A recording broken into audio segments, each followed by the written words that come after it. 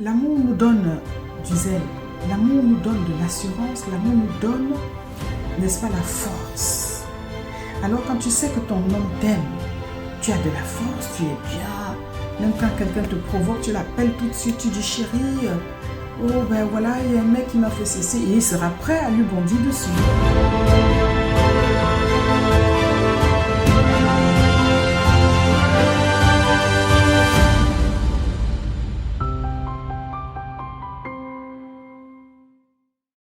Bonjour et bienvenue sur notre chaîne YouTube Rocher des Miracles, ERDM, Église évangélique Rocher des Miracles.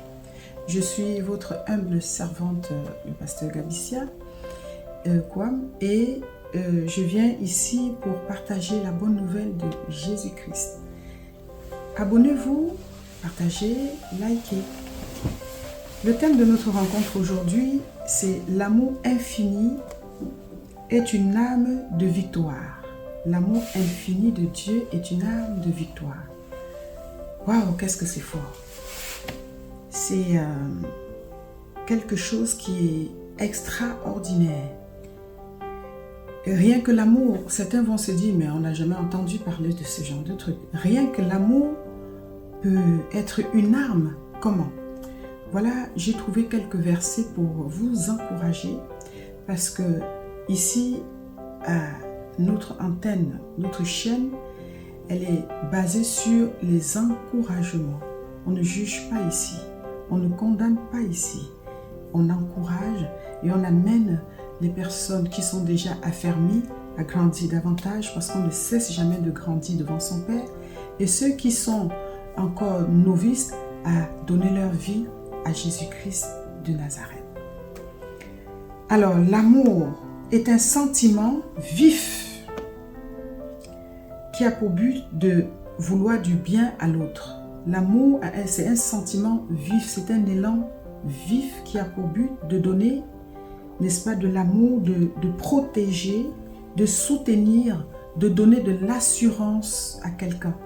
En général, quand tu aimes une personne, je veux parler dans le cadre naturel et charnel, quand tu tombes amoureux ou amoureuse d'une personne, tu as envie de lui faire des câlins, tu as envie de lui faire des cadeaux, tu as envie de la protéger pour qu'elle ne tombe pas sur un accident ou une maladie quelconque qui lui arrive et qu'elle arrive à décéder et tu vas la perdre, tu ne la verras plus.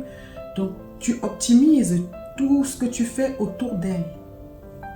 Ça, c'est pour ce qui concerne une rencontre charnelle. Quand tu rencontres une personne, tu lui offres des fleurs, tu fais tout pour attirer son attention et surtout lui montrer que tu es toujours là. Tu seras là quand elle sera malade, tu seras là quand elle sera dans la souffrance. Tu vas passer des bons et mauvais moments avec cette personne.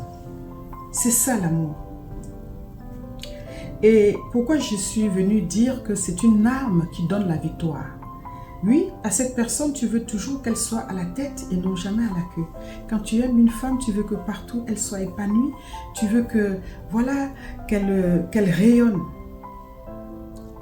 Et l'amour nous donne du zèle. L'amour nous donne de l'assurance. L'amour nous donne, n'est-ce pas, la force. Alors quand tu sais que ton homme t'aime, tu as de la force, tu es bien. Même quand quelqu'un te provoque, tu l'appelles tout de suite, tu dis chérie, oh ben voilà, il y a un mec qui m'a fait ceci et il sera prêt à lui bondir dessus. Donc vous voyez, rien que dans le cadre naturel. Alors maintenant, nous allons aller dans le cadre spirituel parce que vous savez que Jésus est l'époux de tous. Dans le monde spirituel, il n'y a pas de sexe, ni masculin ni féminin. Ça me fait trop rire quand les gens disent que les femmes ne peuvent pas faire ceci, ne peuvent pas faire cela. Ça se passe sur la terre. Mais une fois que le Seigneur nous a affranchis, une fois que nous sommes les enfants de Dieu, nous vivons selon l'esprit parce que Dieu est esprit. La Bible nous dit que l'heure est là, l'heure est déjà arrivée où les vrais adorateurs adoreront le Père en esprit. Et il n'y a plus de lieu, dès lors que tu as donné ta vie à Jésus, il n'y a plus de conditions. Dès lors que tu as donné ta vie à Jésus, tu peux l'adorer n'importe où. Tu es épanoui, tu es libre. L'amour te donne la liberté. L'amour te donne du courage. L'amour te donne de la force. Et l'amour de Christ, c'est l'amour véritable et infini. Je l'ai défini comme ça. il est vraiment merveilleux. Je suis tellement émue que je ne sais même pas par quel bout aborder, mais on va y arriver. L'amour peut donner une arme qui donne la victoire. Comment? Alors, l'arme, qu'est-ce qu'une arme? Une arme. Une arme, c'est un engin, c'est un outil qui permet soit d'attaquer ou alors de se défendre. Donc parmi les armes, nous avons les mitraillettes, nous avons des gros engins, des bombes silencieuses. Mais ce n'est pas de cette arme que Dieu veut nous parler. Il veut nous parler de l'arme spirituelle. Dans sa parole, 2 Corinthiens 10, verset 4, il a dit « Les armes que je vous donne sont puissantes. Mes armes ne sont pas charnelles, mais elles sont puissantes. » Dieu nous garantit qu'on n'a pas besoin de prendre une mitraillette. Ces armes sont puissantes pour détruire les forteresses, pour braver, pour aller au-delà de nos forces. Et c'est pour cela que vous allez voir qu'il a toujours démontré cette puissance dans ses agissements. La Bible dit que Jésus allait de lieu en lieu, il guérissait les malades. Aucune guérison ne ressemblait à l'autre. Pourquoi? Parce qu'il voulait montrer son infinie puissance. Et tout cela, ce n'était pas parce qu'il veut s'enorgueillir. C'était parce qu'il veut nous démontrer la force qu'il a, la puissance qu'il a, et pour nous rassurer. Pour nous dire que non seulement il est amour, mais aussi il est puissant. Parce que c'est face, n'est-ce pas, aux faiblesses, c'est face aux difficultés que nous traversons, c'est face à l'adversité, c'est face aux flèches, aux murs qu'on voit devant nous, qu'on se détourne parfois de l'amour de Dieu. En faisant quoi? En allant voir les sorciers, en allant voir tout type, en se jetant sur tout type de fléaux qui n'aboutissent à rien. Or, Dieu te dit aujourd'hui que les armes que je te donne sont fortes. Parmi ces armes, c'est les armes, la proclamation. Parmi ces armes, c'est d'apprendre à le connaître. L'apôtre va nous dire dans sa parole que depuis qu'il a appris que quand son excellente connaissance en Christ lui a permis d'abandonner certaines choses. Rien que de connaître Christ, de grandir dans la foi, le Saint-Esprit t'apprend l'essentiel que c'est l'amour de Dieu. Dieu est amour. Et donc vous voyez ces armes-là. Comment ça se passe? Le monde spirituel. Le monde spirituel ne se passe pas comme nous le voyons. C'est le monde spirituel qui commande le monde charnel. C'est ce qui se passe là-haut, c'est le résultat de ce qui se passe, alléluia, dans le monde des entités qui définissent nos journées. Par exemple, c'est ce qui s'est passé, le combat qu'il y a eu la nuit, l'ennemi qui veut toujours nous bouffer, nous massacrer. Et Dieu qui est dans son immense amour, il envoie même les anges. La Bible dit dans le psaume 34 que l'Éternel envoie les anges rôder autour de ceux qu'il aime pour les arracher du danger. Donc on voit ici que nous sommes en permanence en guerre, que quelqu'un ne vienne pas vous mentir. La guerre fait partie de notre quotidien. Et même si l'Éternel, le Dieu, le Saint des Saints, le Roi des Rois, a démontré justement toutes ces choses, c'est parce qu'il sait que nous vivons la guerre tous les jours. Il n'y a pas un seul jour que tu te lèves sans que quelque chose ne tombe. Si ce n'est pas une maladie que tu as pris de ta famille, c'est ton compte qui est au rouge. Si ce n'est pas ton compte qui est au rouge, tu vas prendre qu'il y a un accident. Si ce n'est pas un accident, tu vas prendre un licenciement dans ta famille. Si ce n'est pas le licenciement, ton mec va t'appeler, comme on dit vulgairement, pour te dire que voilà la rupture. Si ce n'est pas la rupture, tu vas apprendre que tes parents sont dans des situations pas possibles. Si ce n'est pas ça, tu vas prendre qu'on t'a refusé le visa. Tu as donné tous les papiers, ça n'a pas marché. Si ce n'est pas ça, tu vas avoir des procès, même tes propres voisins vont te créer. Bref, c'est la vie quotidienne. Si quelqu'un dit qu'il n'a pas de problème, eh bien, je peux vous souhaiter de ne pas en avoir. Jésus donc nous montre que dans toute chose, il faudra se rappeler de lui qui est notre amour. 1 Jean 4, versets 18 et 19. La Bible nous dit, la crainte n'est pas dans l'amour, mais l'amour parfait bannit la crainte. L'amour parfait bannit la crainte. Si ce n'est pas un encouragement, ça, je ne sais pas. Alors, pourquoi l'amour doit bannir la crainte, la peur dans certains versets, la crainte. Quand tu crains, ça veut dire que tu ne sais pas qui est ton partenaire. Quand tu crains, ça veut dire que tu ne sais pas qui te soutient, qui est la racine de ta vie. Quand tu crains, ça veut dire que, je prends un exemple, quand tu es lors d'une épreuve, à l'école, tu n'as pas suffisamment étudié et à l'examen, tu as peur parce que tu n'as pas étudié. Et pourquoi je prends cet exemple. L'amour grandit. Quand tu rencontres un homme, quand tu rencontres ton Dieu, tu dois apprendre à le connaître. Tu dois apprendre, n'est-ce pas, à savoir qui il est véritablement. Tu dois connaître toutes ces vertus qu'il veut te donner pour pouvoir, n'est-ce pas, réussir dans tes entreprises. Et le fait que toi-même, tu sais que tu n'as pas étudié, le fait que toi-même, tu prends Jésus à la légère, c'est tactile. Aujourd'hui, tu es en Dieu. Demain, dès que tu rencontres quelqu'un sur ton passage, il t'amène à l'autre bout parce que tu n'as pas fixé ton amour véritablement. Donc, tu es infidèle. Alors, si tu commences à avoir peur, quand tu as peur, qu'est-ce qui te fait peur? Si tu savais que ton Dieu est le plus puissant, si tu savais que ton Dieu guérit toute maladie, si tu savais que ton Dieu peut susciter des anges, te protéger la nuit, protéger tes enfants, de quoi as-tu peur? Si tu continues d'avoir peur, c'est parce que tu sais que tu ne marches pas selon sa volonté, tu n'es pas fidèle. Mais ton Dieu, il est fidèle.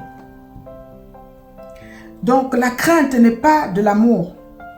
La Bible nous dit que « Et celui qui craint n'est pas parfait dans l'amour. » Parfait, quelque chose de parfait, c'est quelque chose d'excellent. Et Dieu qui nous a aimés en premier, il nous a aimés en premier. Je veux voir l'exemple avec Pierre, que Pierre l'avait régné 3 fois dans la nuit. C'est lui qui est venu après lui pour lui dire, Pierre, m'aimes-tu? Il lui a tendu la main. Parce qu'il connaît même nos faiblesses. Il sonde les cœurs, les reins. Il connaît nos cheveux. Ce Dieu est véritablement amour. C'est son amour qui nous donne, n'est-ce pas, l'arme face à l'adversité, de pouvoir toujours s'en sortir et de remporter la victoire.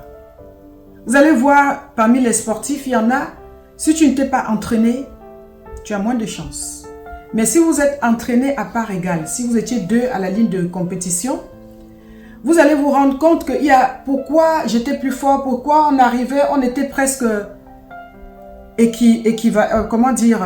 on était presque équivalent. Et pourquoi lui, à la ligne d'arrivée, il est arrivé plus que il est arrivé avant moi. Pourquoi? Parce qu'il y a un plus. Ce plus-là, c'est l'amour de Dieu qui te donne la victoire.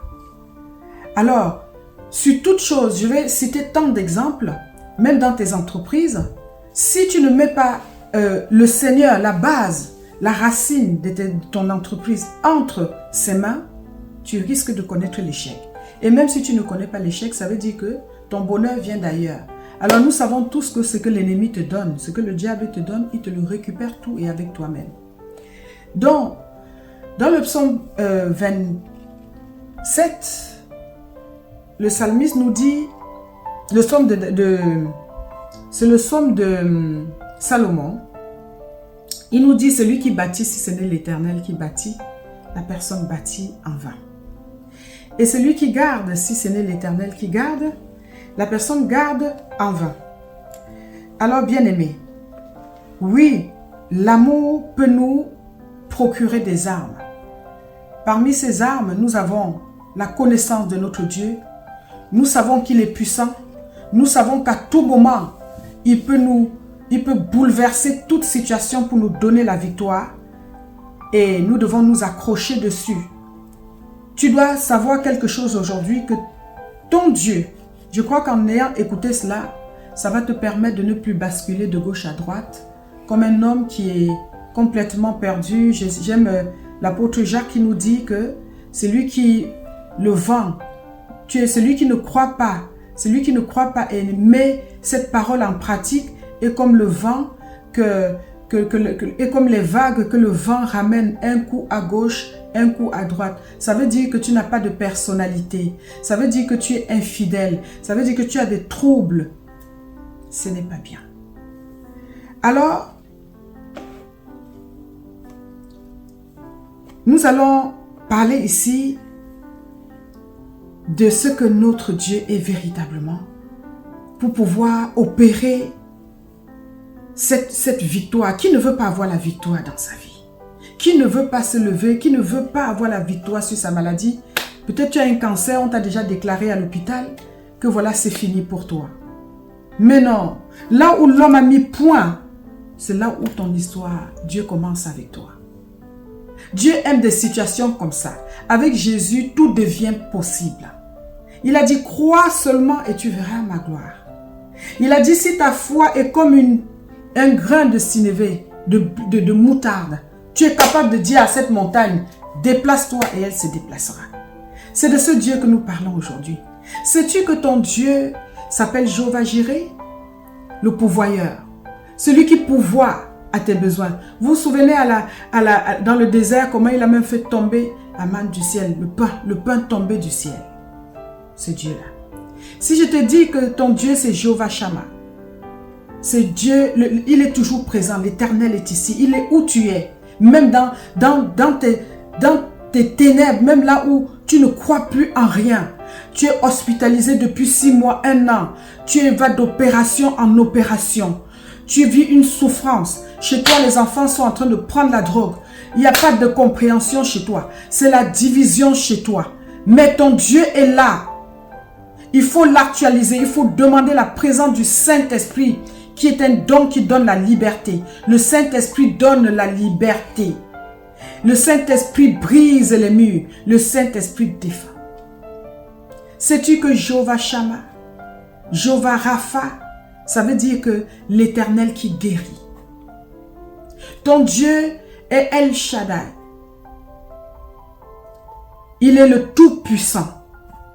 Ton Dieu, c'est Jéhovah Tekenu. C'est lui, le Dieu de la justice. Ça dit que même si tu as n'importe quel problème en justice, qui t'a déjà tellement troublé, tu as peur, tu as peur, tu as peur.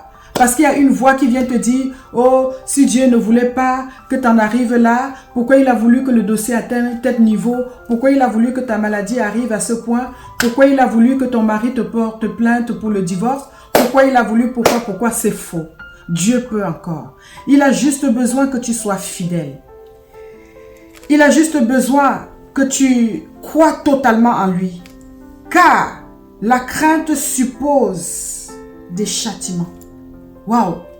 Quand tu as peur, la nuit, tu ne dors pas. Même si tu es riche, si tu as tous les trésors de cette terre, et que la nuit tu ne peux pas te poser et dormir, est-ce que tu peux tenir 3 jours? Tu vas mourir. Le châtiment, tout le temps tu sursautes. Pendant que les gens sont épanouis, tu regardes de gauche à droite. Tu n'es jamais à l'aise. Oui, parce que tu as la crainte. Or, l'amour et la crainte sont des opposés. L'amour et la peur. La peur, c'est le diable. La crainte, c'est le diable. Mais l'amour te donne de l'assurance. Donc, si tu as compris ce qu'est vraiment ton Dieu aujourd'hui, je pense que tu n'auras plus ce sentiment d'infériorité. Je vais prier pour que quelqu'un qui est tombé sur ce direct soit totalement affermi. J'aime ce passage. J'aime ce passage dans la Bible, Romains, chapitre 10, Romains 10, verset 9. Si tu confesses de ta bouche le Seigneur Jésus, et si tu crois dans ton cœur que Dieu l'a ressuscité des morts, tu seras sauvé. Vous voyez, Dieu ne nous demande pas grand-chose. Si tu confesses le Seigneur Jésus, et si tu crois dans ton cœur, parce que lui, on ne peut pas le tromper, tu seras sauvé. Car c'est en croyant du cœur qu'on parvient à la justice, Et c'est en confessant de la bouche qu'on parvient au salut. Donc voici encore les clés que Dieu nous donne, les armes que Dieu nous donne. Il suffit de croire véritablement en Jésus. Est-ce que c'est pas beau ça?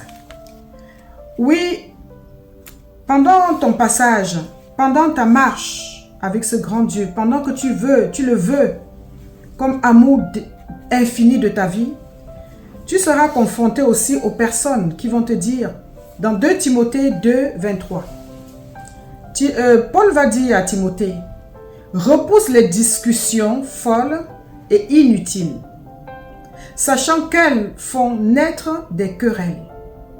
Il y aura des gens qui vont vouloir te balader, qui vont vouloir te confondre, qui vont vouloir, avec, n'est-ce pas, des esprits sataniques. Je pourrais le dire parce que toute manifestation d'un homme dans ta vie, si ce n'est pas pour te conduire à Dieu, c'est pour te conduire à l'adversaire. Il y a des gens qui vont vouloir contredire, ils vont vouloir mettre ta foi à l'épreuve. C'est alors qu'il faut vraiment tenir. Ils vont t'amener des discussions, vous discutez du matin au soir. C'est une perte de temps. Reste focus, reste focalisé sur ton amour. L'amour infini te donne l'arme de victoire. Alors la connaissance parfaite de ton Dieu te permettra de ne plus trembler face à toute situation. Si tu tombes sur cette vidéo, quelle que soit ta situation, je voudrais te dire, si tu n'avais pas encore donné ta vie au Seigneur Jésus-Christ, donne-lui ta vie, donne-lui complètement ta vie et laisse-le agir. Il va t'amener à la victoire.